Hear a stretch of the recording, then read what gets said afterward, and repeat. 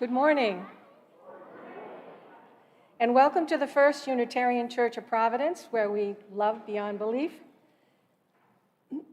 My name is Betty Finn, and I will be your worship associate this morning. And I'm delighted to have Reverend Lee Clasper-Torch with us today as our guest minister. He will speak about cultivating inner stillness in a world gone mad.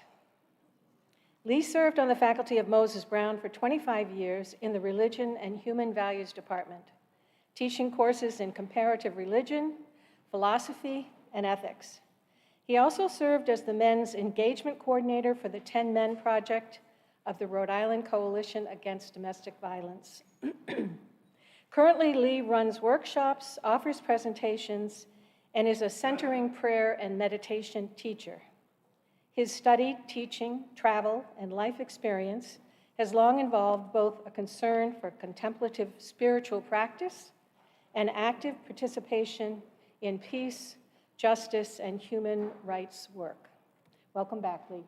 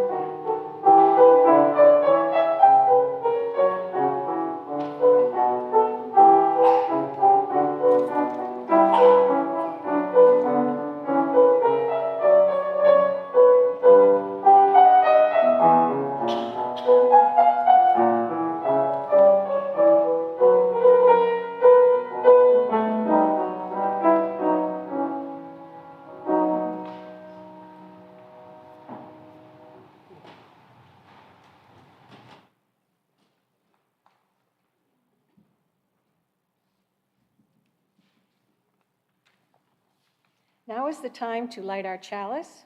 For those of you at home, we invite you to light your chalice with us and join in the words we say together every Sunday morning. This light burns also in our hearts, and it lights our path towards harmony, justice, and hope for all. We also light our sabbatical chalice and take a moment to silently send our thoughts and cares to our senior minister, Reverend Liz, while she is away on her sabbatical for reflection and renewal. No, she too kindles her own chalice each Sunday morning and takes a moment to send her thoughts and cares here to all of us. May this sabbatical be fruitful for us all, and may our reunion be a joyful fulfillment.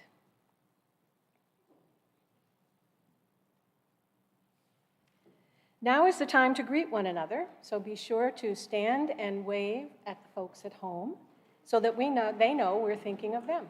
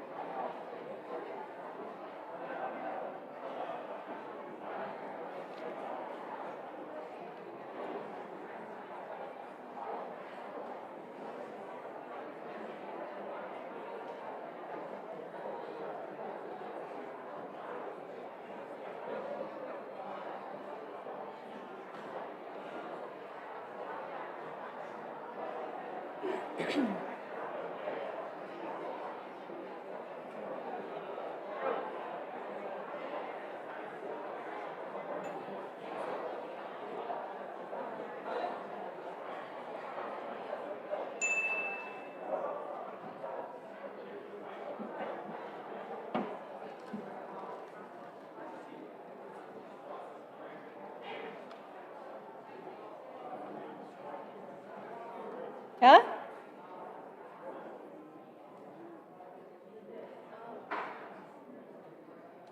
Please rise as you are able to sing hymn number 90, From All the Fret and Fever of the Day. And don't fret if you don't know the song, just do your best and let Rick do the rest.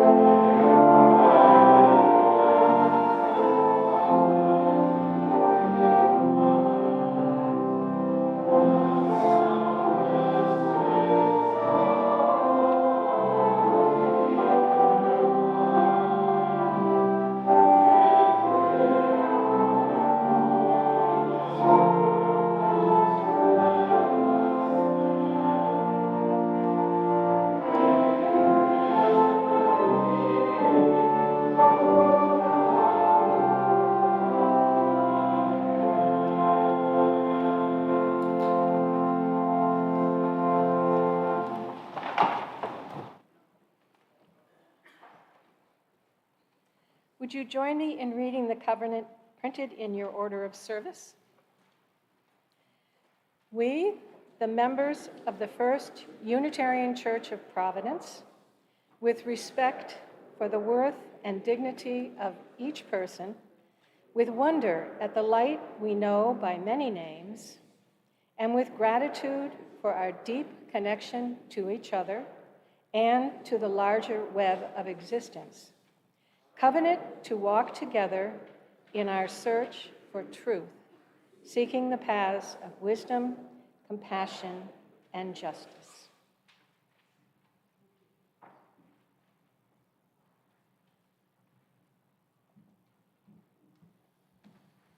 Good morning.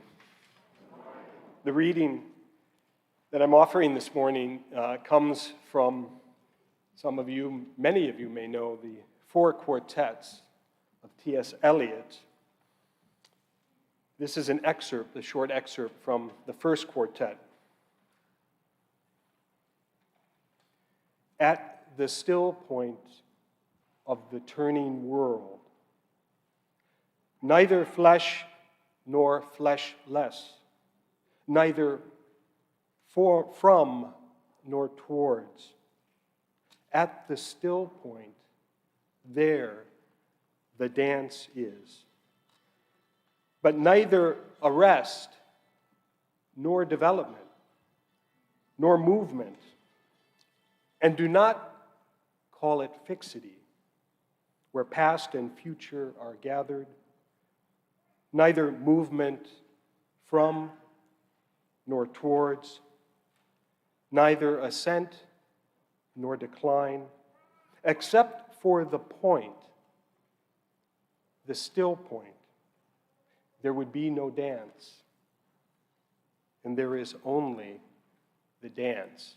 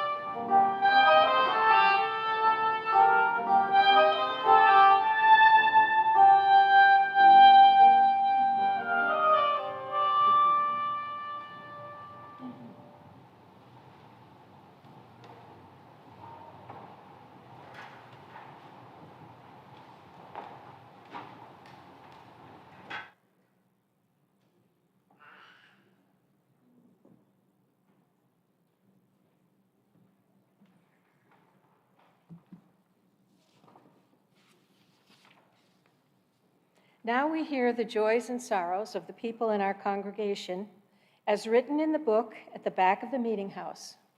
Our partner church in Transylvania carved the beautiful candlestick pedestal for the large candle from which we light all our smaller candles of joy and sorrow.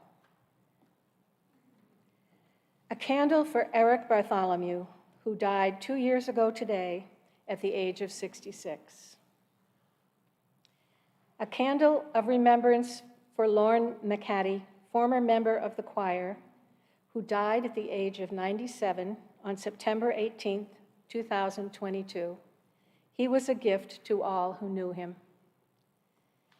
Remembering Bob Koch, the man who introduced me to Unitarian Universalism, passed away unexpectedly just before Thanksgiving, a truly good man. A candle to light memories of the kindness and warmth of Mary Kohler. I will miss her. Roxanne Stern.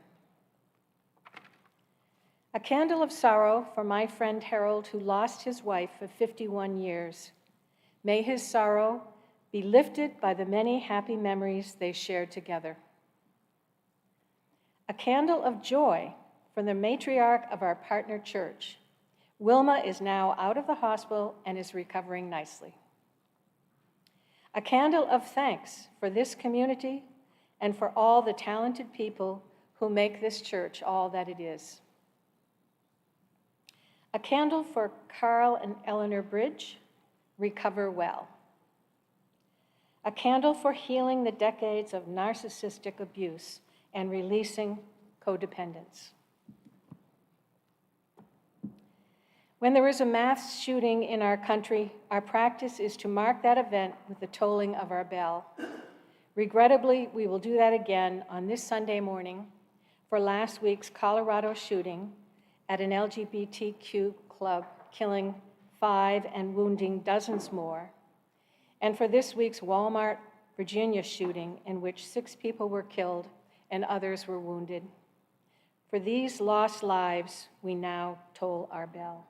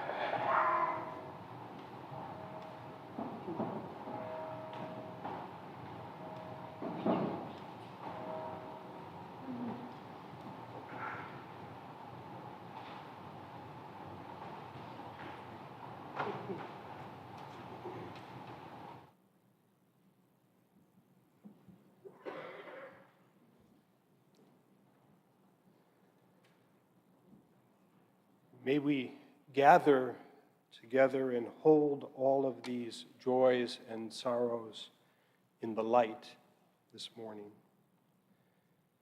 And may we also warmly embrace in our hearts all of those joys and sorrows that were unspoken. Please join me in a spirit of prayer. Astounding mystery, Lord of the dance, there seem to be no words that can encompass the range of our exaltation, our groanings, our deep yearnings, our unanswered questions. May we be granted the courage and the capacity to fully participate in this game of life and recognize, as Joseph Campbell exclaimed, "It is a wonderful, wonderful opera, except that it hurts." May we now allow the stillness to linger this morning and join together in a time of meditative silence. And please, during this time, if you have lost someone close to you in the past year, we invite you to feel free to stand or raise your hand in silent witness.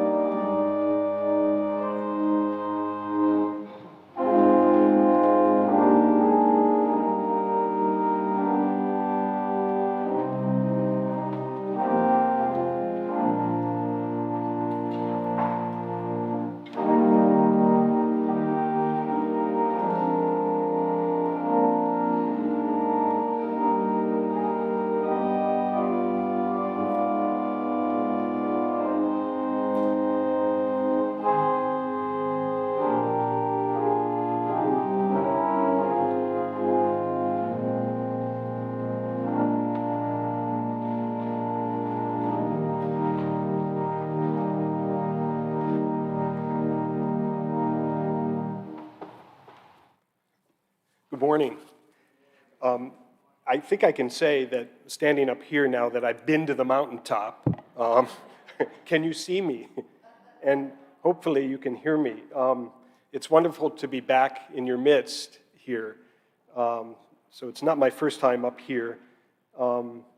I just have to take a moment, though. It was fun meeting and greeting so many familiar faces, but someone who I didn't know came up to me this morning, and I have to share this.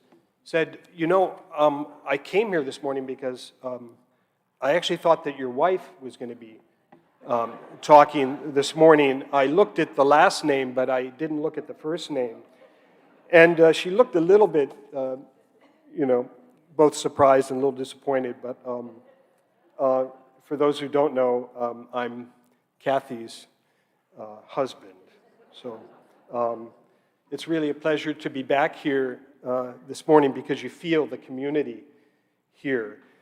And on the heels of the Thanksgiving holiday, my heart is really grateful for you all and for the welcoming invitation that I receive to again share some words in worship with you this morning.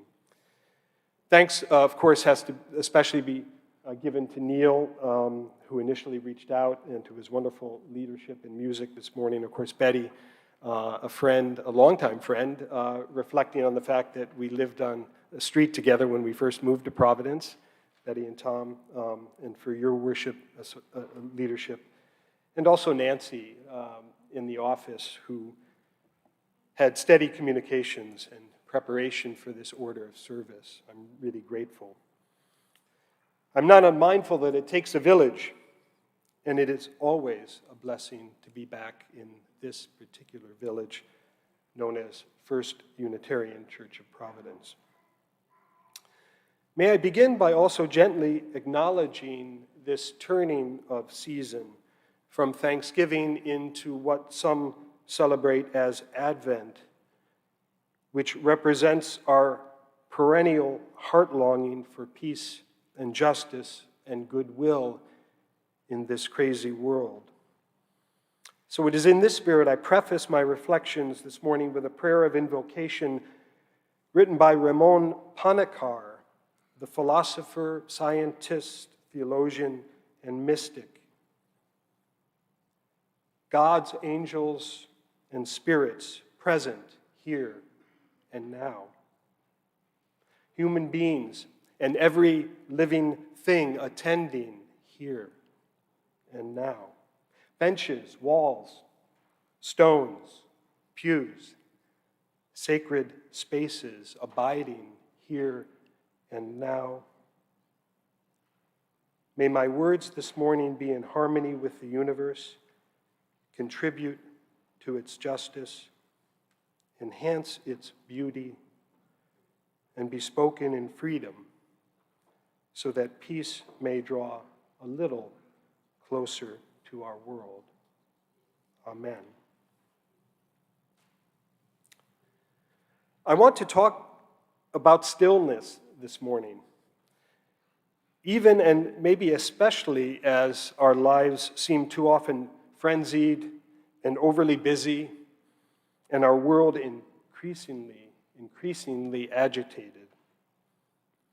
Poets have a way of speaking truth. They are our prophets, I think. They have a way of crying out in the wilderness, of reading the handwriting on the wall, of not hesitating to utter truth to our human hearts, as well as to systems and bastions of power. We would do well to listen to them and remember that most of the world's sacred and profound literature is written in the form of poetry. I like how the well-known historian Howard Zinn put it. They have the guns, we have the poets. Therefore, we will win.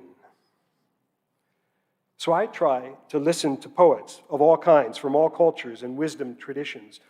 If the pen really is mightier than the sword, it is because it possesses the power to inspire and to mobilize and catalyze hope in a time of uncertainty. For some years now, I have been making it a practice, personally, to regularly read poets, to include their voice in the mix and range of books that I have going at any one time. I would invite you, if you don't already, to consider doing so as well, for their perspective and insight can be simultaneously challenging, startling, empowering, and life-giving. One of the many poets that has spoken to me over the years is T.S. Eliot. Allow me, if you will, to read his words once again. This tiny excerpt from his 4 quartets, and it begins with what we know as the now famous verse, "At the still point of the turning world." At the still point of the turning world, neither flesh nor fleshless, neither from nor towards, at the still point, there the dance is. But neither arrest nor movement, and do not call it fixity where past and future are gathered. Neither movement from nor towards, neither ascent nor decline, except for the point, the still point. There would be no dance, and there is only the dance.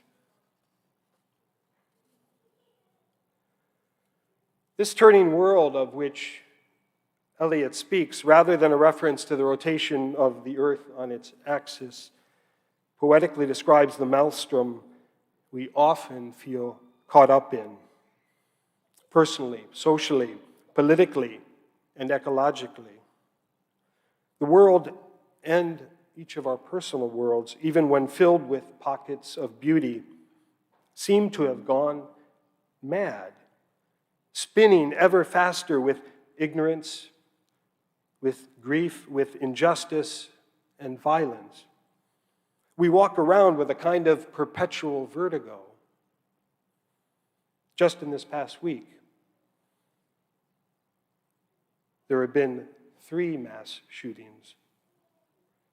The bell tolled today for some of the victims of this most recent gun violence, and yet these incidents disturbingly only account for a fraction of the already more than 600 mass shootings reported this year alone. We aren't numb. We're traumatized, tweeted Shannon Watts, founder of Moms Demand Action. Our heads spin. Our worlds turn. And our hearts become heavy and groan with an unsettled urgency and desire to make an active and compassionate difference in the world. Yet, how do we live and engage in life from a place of centeredness? How do we act from a still point in a world gone mad? I am convinced it has never been more necessary, nor the need so great to cultivate our capacity for inner stillness. In sharing with my sister-in-law over Thanksgiving something of what I was feeling moved to talk with you all about today, she responded somewhat incredulously, "But what about action?" Understandably and fairly enough, she was speaking to the urge that we have to do something, to stop our world and our personal worlds inwardly and outwardly from spinning. In this light, the call to stillness seems the very antithesis to constructive action. The mere mention of it suggests retreat or avoidance, or worse, a passivity or quietude that is akin to navel gazing. But I think that the still point of T.S. Eliot is anything but that. It is an invitation to the very center of life, the very ground of genuine action. Except for the point, the still point, writes Eliot, there would be no dance, and there is only the dance. So you see, this poetically prophetic awareness invites us to the dance, to act, but from a place of stillness, invites us to move and to respond, but from a grounded center.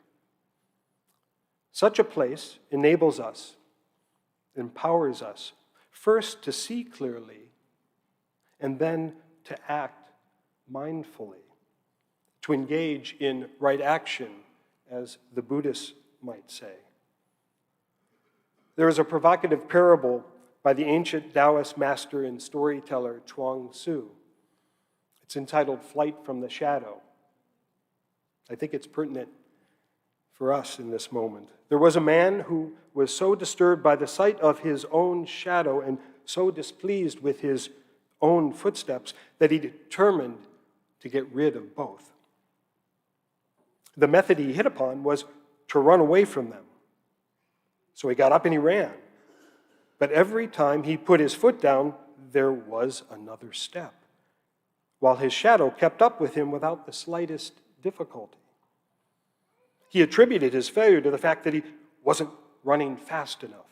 So he ran faster and faster and faster without stopping until he finally dropped dead. You see, he had failed to realize that if he merely stepped into the shade, his shadow would vanish. And if he sat down and stayed still, there would be no more footsteps. I think we are invited through this story to learn and to cultivate, to continue to practice how to step in the shade, how to find that still point from which to live and to move and to dance. As long as we keep running, as long as we let the spinning world continue to dictate our steps and our engagement with it, we will shrivel and die and not fruitfully enact the change that we wish to see in our lives and in the world. I used to have a poster hanging in my classroom at Moses Brown School. There I taught courses in Quakerism, comparative religion, and human values. And the poster read, "I am a Quaker. In case of emergency, please be silent." Well, it of course meant, it was of course meant to be hyperbolic in some sense and humorous, but it still enunciated an essential truth, doesn't it? To constructively respond to crisis and conflict, first we would do well to become silent. Tap into that still point within. Become grounded. In other words, don't just do something, sit there. And then move, dance, and creatively act from that center. The hymn we sang together earlier this morning, "From All the Fret and Fever of the Day," illuminated this principle so beautifully. In quietness and solitude, we find the soundless wisdom of the deeper mind. With clear, harmonious purpose, let us then bring richer meaning to the world again. Mahatma Gandhi, who is something of a spiritual hero and mentor to me, was a man of action, but his action in the world sprang from just such depths of meditation and prayer, quietness and solitude. Gandhi wrote, "There is more to life than increasing its speed." His commitment to the independence of India exemplified this reality, and that also of a soundless wisdom of the deeper mind. Many don't realize or remember that Gandhi allowed for a full 6 years to pass from his last imprisonment until, with deep clarity and vision, the idea for his famous Salt March action emerged and came into view for him. It was right action at just the right time, gestating and emerging from the solid ground of stillness and reflection over those years. The philosopher Hannah Arendt, who famously analyzed human behavior in the face of the Holocaust in her work called The Banality of Evil, wrote this: "Thinking, an activity without space or time, paradoxically requires space and time. Of all the forms of political organization that do not permit freedom, only totalitarianism consciously seeks to crowd out the ability to think. Humans cannot be silent," she wrote. "They can only be crowded into not speaking." The cultivation of inner stillness, then, is, I think, the prerequisite to becoming constructive and genuine change agents. Again, this is anything but counsel for passivity, or worse, a kind of perfectionism that expects that we have everything just right before we act. No, but it is a call, I think, to wisdom and power of stillness as a springboard to engagement. However awkwardly we may attempt it, but attempt it we must, for that is where the genuine dance occurs. A book that I read many years ago had a title that I think offers a way forward. It is entitled "Fighting with Gandhi," which is a wonderful double entendre that means to say that Gandhi's very prayerful and meditative practice and methods were the essential boot camp for his effective action. Gandhi acted, he fought, but his force came from within. His spiritual practice was never a way to check out or to avoid pain or conflict or to pacify the vital energies of truth and justice, but rather to enliven them and offer him the strength and the courage that only the stillness could afford. Pema Chodron, the Tibetan Buddhist teacher, in a book called Taking the Leap, speaks to this understanding of cultivating stillness and inward reflection. She writes, "For many, spiritual practice represents a way to relax and a way to access peace of mind. We want to feel more calm, more focused, and with our frantic and stressful lives, who can blame us? Nevertheless, we have a responsibility to think bigger than that these days," she writes. "If spiritual practice is relaxing, if it gives us some peace of mind, that's great. But is this personal satisfaction helping us to address what's happening in the world?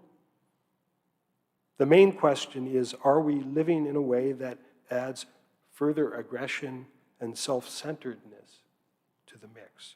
Or are we adding some much-needed sanity?" A large part of my life, as you already know, as well, has been, of course, devoted to the art of teaching in the classroom. Maybe many of you don't know that also it involved coaching outside of the classroom in the sport of wrestling. I realize even now that when I say that, there are probably some among you who might experience a sort of cognitive dissonance, not unlike many of my students and student athletes who looked at me as if I had 9 heads and said, "Wait, you teach religion and nonviolence, Lee, and you coach wrestling?" But now, as then, I would respond simply that my approach to coaching the sport of wrestling was akin to that of practicing what I like to call a Western spiritual and martial art. The Eastern martial arts at their finest and best are more like dancing than attacking, more like centered movement than flailing, more akin to flow and suppleness than rigidity and brawn.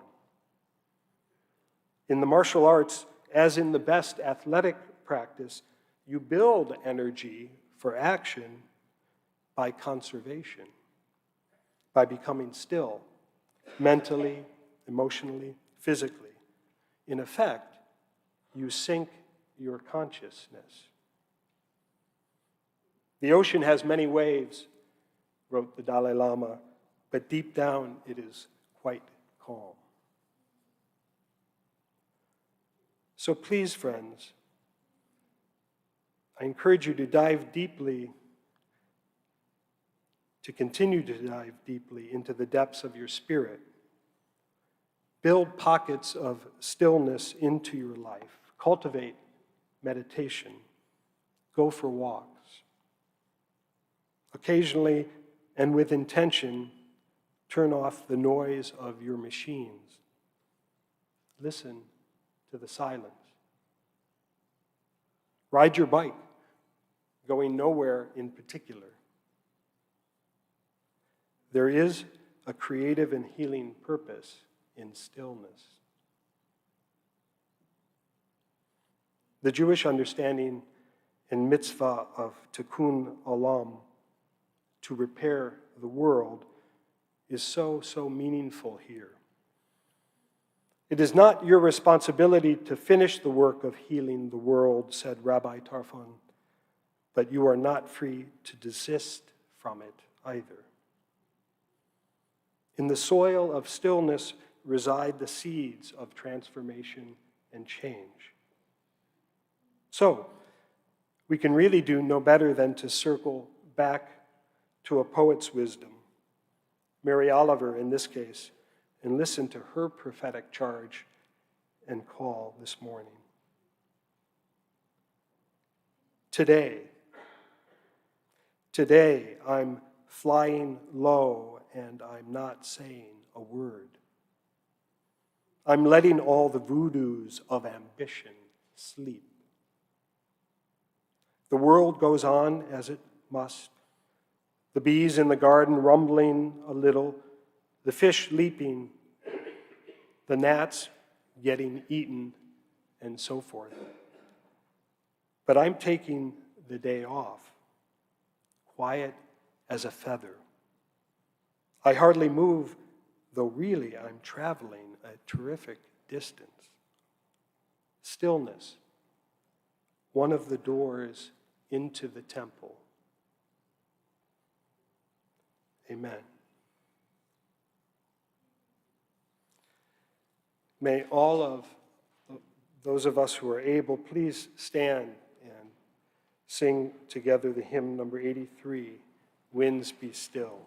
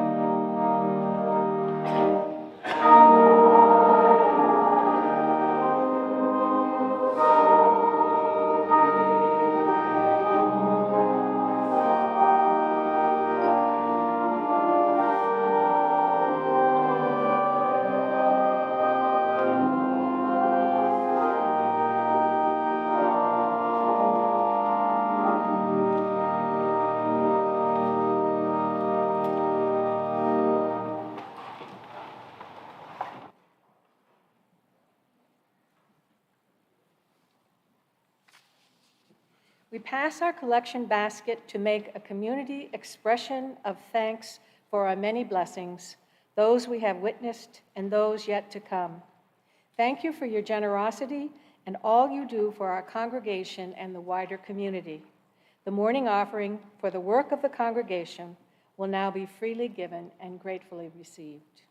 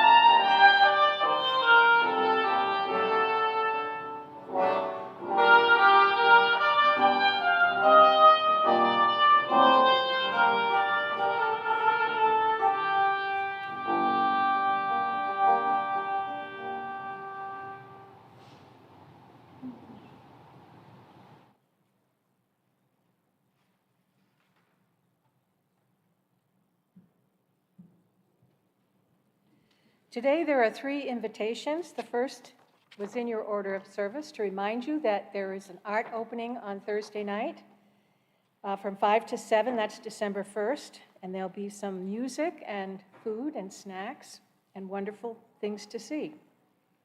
The World Affairs Committee is sponsoring a program after worship on next Sunday, December 4th, to provide updates on some of the latest conditions in Ukraine.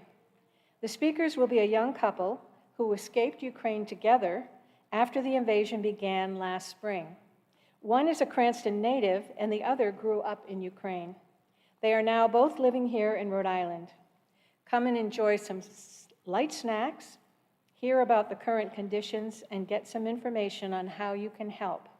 Stop by the World Affairs Committee table in the atrium after worship to sign up or call the church office. Last invitation, there is a path to membership class forming that will take place next Saturday and Sunday, December 3rd and 4th. Jen Nardone will lead the information session on Saturday, 9:30 to 12:30, where you can find out more about Unitarian Universalism and spend time meeting other newcomers and meet the staff. On Sunday after worship, there will be a tour of all the First U facilities. See Jen Nardone in the Newcomers Cafe after worship to sign up or ask questions. And make sure you read the First U Times. They're sent every Friday afternoon for all the important information that you need to know about what's going on in this very lively church.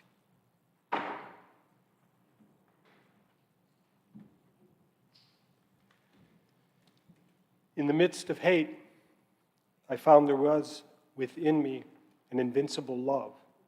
In the midst of tears, I found there was within me an invincible smile.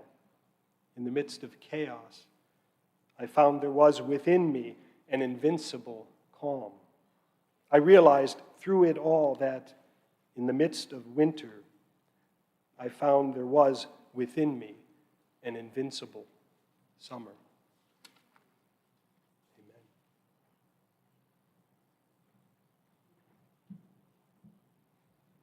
Please join in the words while we extinguish the chalice. We carry the flame of peace and love and hope until we meet again.